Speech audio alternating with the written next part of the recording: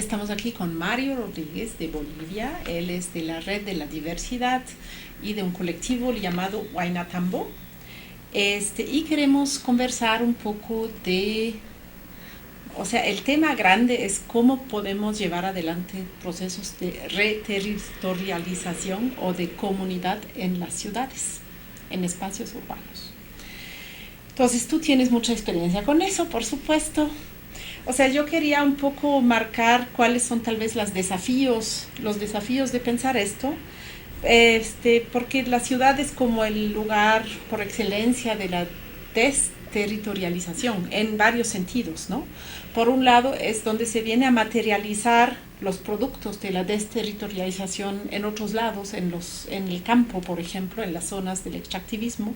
El consumo asociado con esto al final de la cadena de producción es mayoritariamente urbano, pero al mismo tiempo dentro de los espacios urbanos mismos hay unos procesos de despojo, de acumulación muy intensos, donde los espacios más populares suelen estar en una suerte de incertidumbre frente a la apropiación por unos capitales que quieren invertir en suelo urbano, ¿no? En esto de la valoración del suelo urbano. Porque el suelo urbano es uno de los espacios, digamos, de los territorios donde más plusvalor se puede obtener con estos shoppings, los hoteles, etcétera.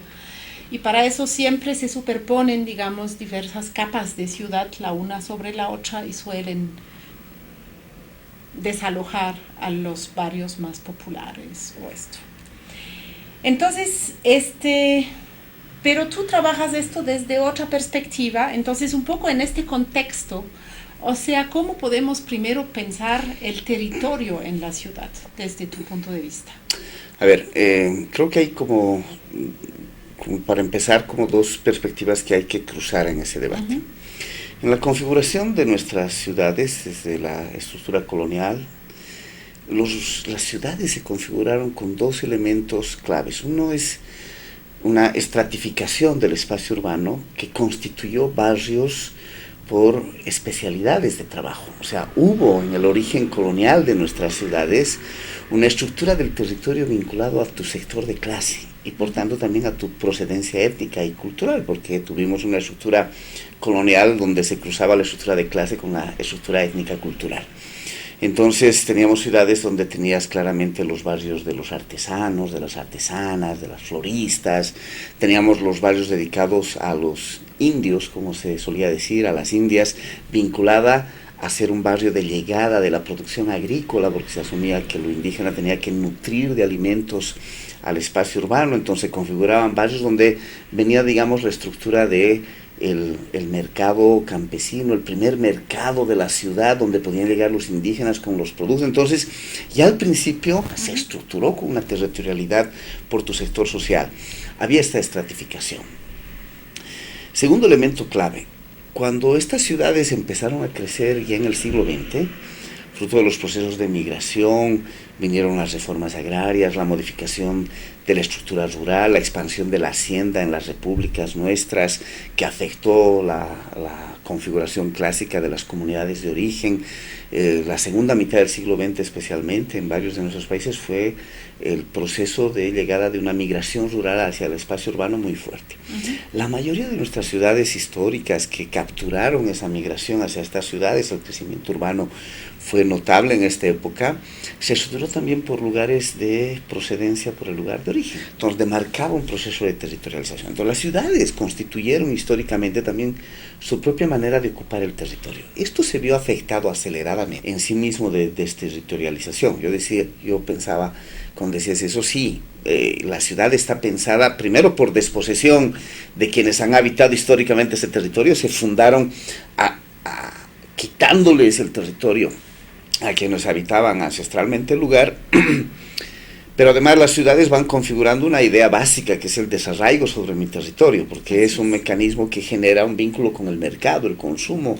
Y es este consumo abstracto, ¿no? Sí. En el que ya estás desvinculado de los ciclos de la naturaleza, no sabes de dónde vienen las cosas, qué tipo de trayectoria y de trabajo tienen incorporadas. Es como este intercambio anónimo mediado por dinero, donde ya todo es invisible, Sí, básicamente. es lo que podríamos decir clásicamente el proceso de enajenación de tu proceso productivo. Así es. ¿No? Entonces, la ciudad está estructurada para el consumo, genera desarraigo con el barrio porque no terminas, a diferencia de tu comunidad de origen, volviendo siempre a tu comunidad de origen, aunque hayas migrado a la ciudad, volviendo porque tu papá está, tu abuelo, tu abuela está, o porque vuelves a la fiesta. En tu barrio, en este criterio además estratificado de la ciudad, se construyó certificadamente, los que habitan los sectores populares, digamos, aspiran a moverse de tu barrio hacia otros barrios. Y cuando sales a otro barrio, no es como con la comunidad de origen, que sales a la ciudad, pero vas a volver, así sea para la fiesta, así sea de vez en cuando a visitar a tus papás, vas a volver, vas a reconocer que tu origen está ahí.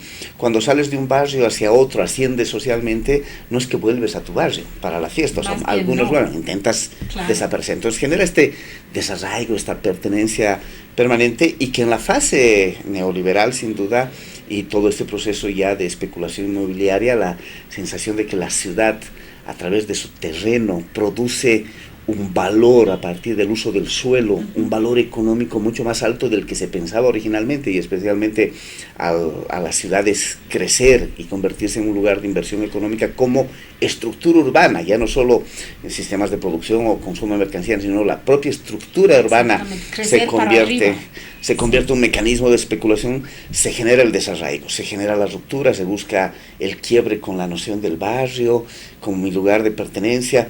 Pero a pesar de eso, que viene con la última parte del siglo XX con intensidad, y el siglo XXI, yo personalmente creo, y esa es mi experiencia, que todavía la gente configura arraigos en términos de vínculos por mi territorialización. Más fragilizada, más débil, mucha gente ya no tiene esto, pero se mantiene. Inclusive en la configuración histórica de las ciudades aparece esta memoria, a veces hasta utilizada por los sectores más conservadores, digamos. En La Paz, por decir, yo soy de Sopocachi, el barrio bohemio de La Paz, y te genera una referencia, este tiempo hemos estado con el Guaynatambo, con la organización nuestra, haciendo unos talleres macrodistritales con organizaciones territoriales, o sea, gente vinculada al territorio de los macrodistritos de La Paz. Y una cosa que me impresionaba, estamos hablando de un barrio en el centro de la ciudad, que en su origen no estaba en el centro, estaba en el borde, que es Miraflores, que aparece mucho en las canciones de antaño de La Paz como un barrio de referencia, y me impresionaba cómo la gente de Miraflores sigue haciendo alusión a esto como un elemento de su configuración. Entonces, para reclamar, ¿por qué hay el abandono a nuestro barrio por el municipio, siendo que somos el barrio histórico de La Paz, el que ha generado canciones, el que ha generado un referente? Es decir, no se pierde del todo, convive con estas formas de arraigo. Y entonces hay, es lo que decía, hay todavía en las subjetividades urbanas un primer vínculo con mi territorio. Ahora, eso tiene otros complejos, pero digamos, eso es un punto de partida. No es que, a pesar de que la ciudad está hecha para generarte el desarraigo con tu territorio, no es que esto se ha perdido en las estructuras urbanas, digamos. Chévere. O sea, pero más allá de pensar, o sea, ahora tú describes esto como una especie de residuo, ¿no? O sea, lo que quedó pero tú estás participando en muchos procesos que están más bien estratégicamente contrarrestando esos procesos de desarraigo, ¿no? Entonces ya vamos un poco a la reterritorialización, o sea, ¿cómo podemos imaginarnos esto? O sea, ¿cómo se logra que gente que tiene un ritmo de vida bastante acelerado, que tiene que transitar por diferentes lugares de la ciudad para poder trabajar y no sé qué, vuelva a constituir algo como una comunidad? Porque creo que hay que pensarlo juntos, ¿no? O sea, lo comunitario y lo territorial van juntos, necesariamente. Cuéntanos. Sí, eso creo que me parece el paso clave para mirar. Pero coloco esto en la memoria porque en el trabajo que hacemos apelamos a esta memoria inicial, como lugar inicial de encuentro. Una vez haciendo un trabajo en el Alto, nos preguntábamos sobre cómo sería mejor pensada el espacio público de una plaza para la gente del barrio. ¿Cómo sería una plaza? La estructura básica colonial de la plaza, decíamos, no se corresponde con la convivencia de la gente sobre el espacio público. Pensemos cómo sería la plaza. Entonces nos fuimos a una plaza que está a 4 o 5 cuadras de donde está nuestro centro, nuestro espacio de trabajo. Y nos dedicamos a preguntarle a la gente cómo le gustaría que fuera la plaza, o cuándo le parece que la plaza está linda, cómo es una plaza bella para usted. Y fue sorprendente, maravillosamente sorprendente, que la mayoría de las respuestas, pero así, la mayoría abismal, era cuando está llena. O sea, es decir, la respuesta, sí, la respuesta no era, miren que yo quisiera que tuviera este tipo de estructura, unos banquitos, una fuente, un teatro, lo que fuera. Era, cuando está lleno, está lindo. Y ya. O sea, era la ocupación de la plaza lo que les concebía el espacio como un elemento fundamental. ¿Qué quiero decir con esto? Justamente la estructura urbana, al ser súper agresiva sobre estos espacios de territorialidad, de pertenencia al lugar, de vida comunitaria, porque es territorio con comunidad no se puede separar, y esto es el otro elemento así como clave, ¿no? O sea, es territorio habitado, la territorialización es territorio habitado, es comunidad, si no, no existe el territorio en sí mismo. Entonces, al generar la ciudad, por ejemplo, desplazamientos largos para el estudio de mis hijos, porque aspiro a una escuela de mejor ubicación, si quiero que mis hijos, además de la escuela, porque la vida moderna te lleva a eso, ¿no? Puta, en las tardes, ¿en qué los voy a ocupar? Yo tengo que trabajar, y yo para trabajar me tengo que desplazar mucho territorio, entonces me encantaría que mis hijos vayan a clases de lo que fuera, de taekwondo, de natación, de danza, que tengan otras actividades, pero para eso cada una de esas cosas exige otro desplazamiento, otra búsqueda. Entonces resulta que ese proceso de desterritorialización que produce la ciudad, este desarraigo, me tengo que mover en muchos territorios para reproducir y resolver mi vida, genera una tensión en mi vida cotidiana. O sea, cotidianamente se me vuelve cada vez más insostenible, me produce un estrés cotidiano muy potente. Así es. Entonces, cuando la gente reencuentra que muchas de esas cosas se podría resolver en mi territorio próximo, cerca de mi casa, donde puedo hacer actividades y cosas y reconecto con la comunidad para tener acciones conjuntas en esa placita que está a 3 cuadras de mi casa, en la casa de alguien del barrio o del centro cultural, en vez de pensar en llevarles a clases de natación no sé dónde, ahí había habido un grupo de teatro con el que puedo hacer algo, y entonces que vayan mis hijos 4 cuadras más allá me quita el estrés de que yo tenga que volver de mi trabajo para llevar a mis hijos y volver y corretear, me reconecta con el espacio. Ahora, cuando empezamos a hacer esta reconexión, una cosa que empezamos a trabajar es la memoria del territorio. Es una cosa que en casi todos los territorios que trabajamos empezamos a hacer. Poco a poco nos empezamos a contar las historias. Y la gente recuerda, por eso apelaba a esta memoria, recuerda, cuando yo era niño, pues en esta esquina jugábamos un montón. ¿No? Y ahí nos juntábamos 50 niños porque era el único foco del barrio y no sé qué, y hacíamos esto y esto y esto, y la pregunta es, ¿y por qué ahora sus hijos no hacen eso? Porque ya no se puede.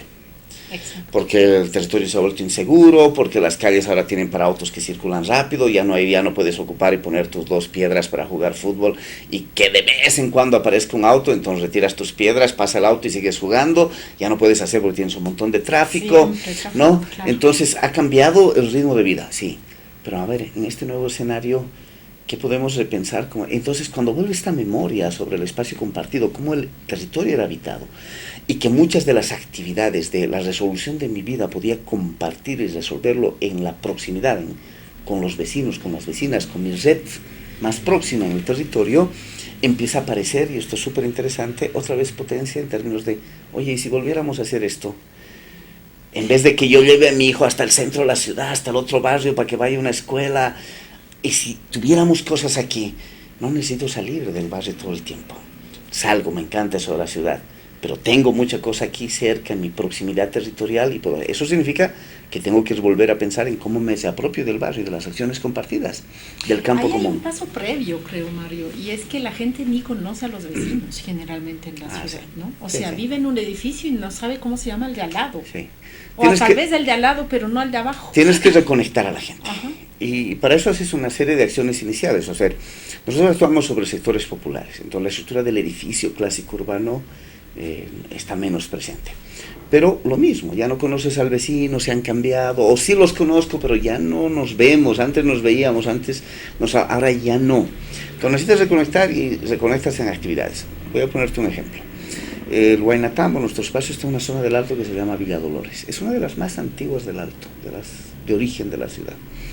Esa ciudad en los últimos 15 años, ese barrio, en los últimos 15 años ha sufrido una transformación radical y rapidísima, que es convertirse en zona comercial. O sea, hay una feria y un mercado permanente en la calle. Entonces, los vecinos, las vecinas han dejado de habitar el barrio, se han recluido en sus casas.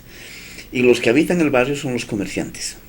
Y los clientes que transitan por ahí. Pero digamos, los que están todos los días son los comerciantes, y la mayoría mujeres, las comerciantes con sus hijos. Bueno, estos dos núcleos, vecinos, vecinas y comerciantes, pueden compartir intereses comunes, porque los comerciantes les alquilan a los vecinos ahora los espacios para sus ventas, para sus almacenes, para guardar sus productos, lo que fuera, pero no tienen conexión de convivencia. Y más bien se miran con recelo, se miran mal. Los vecinos y las vecinas asumen que los comerciantes de calle, las comerciantes lo que han hecho es ensuciar el barrio, se han apropiado de la calle, les han quitado su espacio, ¿no? Lo que fuera. Entonces se producen unas tensiones. Bueno, entonces nosotros hacemos una serie de acciones a partir de los niños. Entonces empezamos a trabajar con los niños, por ejemplo, súper bonito. Los primeros niños que venían al espacio nuestro eran los hijos de los comerciantes, no de los vecinos. ¿Por qué? Porque sus hijos estaban en la calle. Estaban aburridos. Haciendo tareas, sí, acompañando, pero la paz también no es que se aburren, también construye un modo de vida. Pero cuando encuentran que hay una actividad en Huaynatambo donde pueden hacer cosas, y pueden hacer teatro, y pueden hacer música, y pueden hacer talleres, y ver una película, y aprender cosas, entonces esos niños son los primeros que venían porque ya estaban en la calle. Los hijos, las hijas de los vecinos, de las vecinas, no salen ya ni a la calle, perdieron el espacio público. Hay que reconectar distinto. Con esos niños, con esas niñas, empezamos a ir a charlar con los papás y con las mamás, para que esos niños y niñas les pregunten a sus papás, sí, ¿qué había antes que no había mercado aquí en el barrio? Entonces los papás han empezado a reconstruir su historia y su memoria de cómo era el barrio y cómo se ha ido transformando. Bueno, con todo eso estamos en la fase en que esos niños están elaborando productos. Están haciendo sus cuentos, están haciendo su obra de teatro, están haciendo su música, sobre esas historias que han escuchado del barrio. Bueno, a eso vienen los papás. Y ya toca venir al vecino, a la vecina, al comerciante, a la comerciante, y compartir un espacio a ver a los niños. A ver a sus hijos. Ya. ¿Qué han hecho? Ajá. Y entonces empieza a verse, ¿no? Ah, sí, pues yo a la señora le veo todos los días, pero pasa por mi puesto, pero no nos saludamos. Pero ahora con mis hijos sí, o sea, nos pasa a nosotros, al equipo del Huaynatambo, nosotros ahí tenemos 20 años, estamos en esa zona. Y había alguna gente, cuando empezaron a llegar los comerciantes, los que no nos saludaban, no nos conocíamos, es más, hasta nosotros al principio les veíamos también como los vecinos y las vecinas un poco molestos porque estaban ocupando el espacio de la calle, el espacio donde antes hacíamos los festivales, ahora había un puesto de venta, ¿no? Nos quitaban espacio, les mirábamos con cierta molestia. Y pero cuando sus hijos han empezado a venir, ahora, o sea, nos saludamos, una maravilla, nos tratan de caseros y de caseras, o sea, vamos a comprarles algo y siempre nos aumentan, nos yapan, porque hemos establecido un vínculo. Entonces necesitas este paso previo, efectivamente, que es revincular a la gente, ¿no? Generas acciones para que la gente se vuelva a ver, recuerde, rememore. Ahí hay una cosa interesante que es justamente la cuestión del conocimiento, o sea, cómo generas un conocimiento compartido de este contexto que de alguna manera le nutre y le enriquece a esta comunidad, ¿no? La comunidad tiene, entre otros factores, dos muy importantes en nuestra experiencia que le ayudan a cohesionarse. Dos, tener primero una historia común. Entonces, por eso volver a la memoria del barrio, aunque tú no hayas vivido y seas un nuevo vecino, una nueva vecina llegada hace 2 años, conocer la memoria del barrio te reconecta de un vínculo distinto con tu barrio, con tu casa. Cuando te dicen, ¿dónde era tu casa? Antes había tal cosa, y era así, y era doña no sé quién, que de ahí tenía no sé qué. Entonces, te reconecta afectivamente de otra manera con el territorio. Y el segundo elemento, tener un saber compartido. O sea, las comunidades necesitan historia común y necesitan un mínimo de saber compartido. O sea, ¿de qué hablar? Cuando me junto, es como cuando en el campo se junta a la gente que es vecina y lo primero que habla es del clima, porque tiene que ver con un campo, el saber compartido, porque necesitan, circular, sí, claro. y además necesitan de eso, porque es un factor que tiene que ver con su vida, con su producción, con su chakra, dependen de la lluvia, de cómo está el clima. Entonces, ¿será que va a llover? ¿No va a llover? Ya me da motivo de charlar. En el espacio urbano necesitas otra vez reconstituir estos motivos de charlar. Y entonces cuando tienes un campo de saber compartido, cuando te encuentras con el vecino, con la vecina, tienes de qué hablar.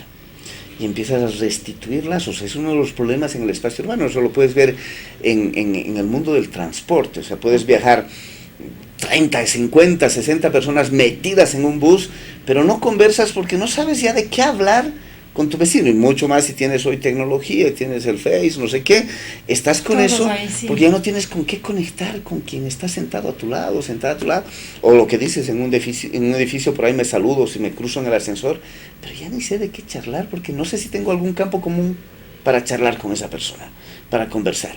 Entonces, reconstituir estos espacios, y la memoria juega un rol fundamental ahí, me da hasta motivos para empezar a charlar. Y esto es lazo vinculante. Si no estableces vínculos, no es posible hacer comunidad y reterritorializar el espacio. Y ahí, o sea, yo siento que hay un lugar absolutamente central que es el espacio de encuentro, en este caso el Huaynatambo, que ustedes han construido. O sea, que es como una suerte de, yo lo llamaría centro social o centro cultural, donde hay una radio, hay colectivos de teatro, grupos de música, en fin, es una casita así donde cada quien puede entrar y salir, se puede comprar ciertas cosas, pero también producir otras, ¿no? O sea, ¿tú conoces procesos así de reterritorialización urbana donde se ha podido hacer esto sin tener un lugar físico así? Sí, sí, pero cuando esto se va configurando, necesitan constituir espacios de encuentro. Y fíjate que eso inclusive fue en el origen del Huaynatambo, sin quererlo posiblemente, sin un debate muy largo, una cosa constitutiva. Nosotros, para que se entienda, antes de hacer Huaynatambo tiene 25 años. Y antes de eso habíamos articulado una red de organizaciones barriales, culturales, algunas organizaciones indígenas, y habíamos creado una cosa que se llamaba los movimientos por la vida. Y así un intento de un movimiento así comunitario, sin estructura de partido, de organización clásica, que haga algo. Y duró unos 4 o 5 años y se fue diluyendo ese espacio. Los que vivíamos en el Alto, que participamos de ese proceso, entre las cosas que decíamos era, no queremos que esto se muera del todo. Y ahí en nuestra pequeña reflexión hace 25 años era, lo que nos faltó era un lugar de referencia, donde, o sea, juntarnos no solo cuando nos convocamos a un evento, sino que la gente pueda llegar a un lugar, ¿no?, el rato que quiera y sepa que va a encontrar a otros, a otras para hacer cosas. Eso en nuestra estructura barrial era antes el mercado. Yo me acuerdo que mi mamá, hace añadas, cuando al fin en mi casa pudimos comprar un refrigerador, vivíamos en el Alto, mi mamá jamás agarró la costumbre de llenar el refrigerador una vez por semana comprando en la feria, y ella seguía yendo todos los días al mercado, todos los días. Y claro, nosotros, yo era niño, pero mis hermanos mayores les reclamaban a mi mamá y le decían, pues ya tenemos un refrigerador, nos ha costado un montón comprar el pinche refrigerador. ¿Por qué sigues yendo todos los días al mercado? Para conversar. Y yo me acuerdo de esa respuesta de mi mamá. Y si no, ¿dónde me encuentro con mis amigas? Así sea para comprar media libra de carne, yo tengo que ir al mercado todos los días, porque charlo con las caseras, charlo con las vecinas, charlo con las amigas. Es el lugar para encontrar. Era la pileta pública, era la canchita de fútbol, era la plaza. Por eso me encantó esa respuesta hoy, o sea, contemporánea, ¿no?, de hace 50 años, de la gente del Alto diciendo, ¿cuándo una plaza es linda? Cuando está llena, cuando está ocupada, cuando la gente está compartiendo. Entonces necesita construir puntos de referencia. Los barrios, los territorios urbanos que pierden estos puntos de referencia, y estas ciudades habitación, estos barrios habitación, donde la gente solo va a dormir y todo el día su vida ocurre por fuera de su barrio, tienen más desarraigo, tienen erosionado este vínculo con el territorio. Entonces necesitas reconstituir. Entonces yo conozco barrios que efectivamente, a partir de generar acciones conjuntas, volver al vínculo, al encuentro, se han planteado, necesitamos una canchita, necesitamos una plaza, necesitamos una biblioteca, necesitamos un centro comunitario del barrio donde juntarnos. Entonces han terminado configurando puntos de referencia donde ir, estar, sin saber qué hay, pero que sé que si hoy estoy aburrido en mi casa, voy a encontrar casi siempre a alguien para hacer algo, para conversar, para vincular. Y eso puede ser un centro cultural como es el Huaynatambo, un centro comunitario, pero puede ser el mercado, la plaza. Nosotros trabajamos, por ejemplo, en La Paz, en un barrio que se llama Pasanqueri. Y en Pasanqueri Estamos haciendo un trabajo eso, de reterritorialización, de retejer los lazos comunitarios en el barrio. Es migración de una zona rural a la ciudad, pero ha desarraigado su espacio porque es una zona de tránsito, hay poca actividad en la calle, digamos, en el espacio, y la Junta de Vecinos nos ha cedido su sede vecinal para que hagamos acciones. Hemos empezado a hacer acciones ahí adentro, pero la gente no venía, para nada, poquísimo. Entonces, afuera de la sede vecinal hay una canchita muy pequeña, el espacio es en una ladera, es bajando un cerro, entonces los espacios planos son muy pequeños. Entonces, una canchita muy pequeña y al lado un pequeño mercado que debe tener 12 puestos de venta, 15, no tiene más. Entonces, ahí hay pequeño espacio. Entonces, nosotros hemos decidido salirnos allá afuera. Y entonces, allá afuera está la carretera principal, digamos, que pasa por este barrio, está ese mercadito y está la canchita, la escuela más allá y la sede vecinal. Entonces nosotros ahora hacemos todas las actividades, los talleres, no dentro del espacio, sino afuera. Sacamos la energía eléctrica desde ahí y entonces amplificamos para el barrio. Como es en ladera, pones un pequeño sonido y se escucha hacia arriba todo. Bueno, eso está recomponiendo y articulando a la gente. Las mamás vienen, traen los niños y saben que se pueden ir a su casa, que está más arribita, y pueden ver de arriba que su hijo está ahí con nosotros en el taller, ¿no? Y entonces empiezan a aparecer las mamás. Hemos empezado hace 2 años, 3 años el trabajo ahí. Este mes, el próximo mes, por primera vez vamos a tener un taller con las mamás y los papás.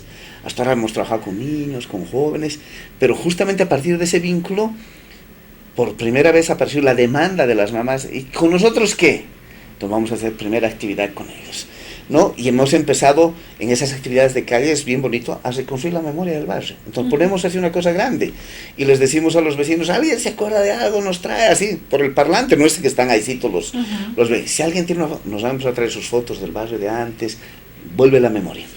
Entonces, haciendo una suerte de exposición. Sí, una especie de línea del tiempo, del barrio poco a poco, así, anotando los hitos de la historia del barrio, una fotito, un dato, la vamos llenando, pero así poquito a poco, de manera que la gente se sienta atraída a que yo quiero contar una parte de eso, ¿no? Entonces vienen y se sientan y cuentan, ¿no? Y como tenemos una radio, es chistoso, a veces viene una vecina, la anterior semana me acuerdo que os ocurrió, venía una vecina y dijo, ¿estamos saliendo por la radio? No estábamos saliendo en vivo, pero sí, le dijimos, sí, estamos saliendo en vivo, yo quiero hablar. Entonces se sentó con el micrófono a hablar sus reclamos del barrio, pero sus reclamos a contar cómo era antes el barrio y cómo ahora están perjudicados por el tema del transporte, que no sé qué, pues hablar media hora, creo que habló feliz, ¿no? Y listo. Y la grabaron. Claro, y se fue.